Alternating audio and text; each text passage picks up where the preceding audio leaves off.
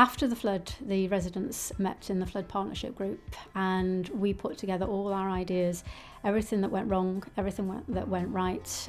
We also looked at different areas that have been flooded as well, looking at their good practices and things that didn't work for them.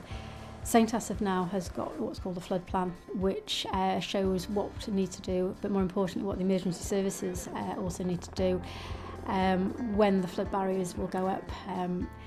The river will actually have branches cut back. So all this is in the plan to demonstrate what needs to happen and when it needs to happen.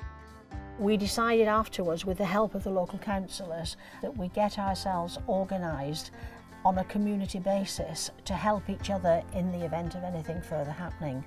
So we have set up a flood subcommittee, and on that committee are the four local town councillors. Irrespective of the politics, they were there to help on the day and they pledged themselves to help in the future. The local county councillor, we have a representative from the police and a representative from the fire service, and I was asked if I would consider to be the coordinator for the project. And we have met monthly since the flood. We have set up a register of people in the community who are vulnerable. And we have got people from outside our immediate area who will act as their guide and supporter in the event of further flood. We have got a team of people who will transport people out of the area, if that is necessary, to the emergency centre, because although we have a local car park, we couldn't get to our cars because it would have been wading through water. St Asaph now will be having what's called a flood practice. This will involve all the emergency services, it will involve Natural Resources Wales, voluntary organisations, it will also involve all the residents. The residents will be getting flood alerts.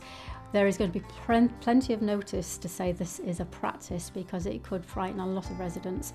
But what we want to do is, one, reassure the residents that now things are in place to protect St Asaph. But two, let's find out if anything is going to go wrong, what can go wrong, and we want to make sure that the flood barriers can be put into place.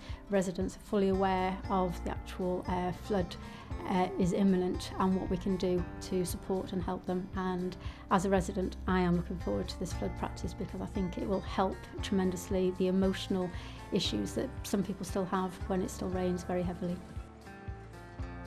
Any community that is in a flood risk area should get together and form a plan that people in the community can actually turn to if the awful event happens of a flood occurring. You have to be positive if you want your community to actually support each other. It doesn't matter what your background is. If you are community spirited, you will find that people will support you. And I think that we together as a community now, since the flood, have actually got together in a much better way. You only get in life what you put into it, and if you want to have a community spirit in your area, you've all got to work together.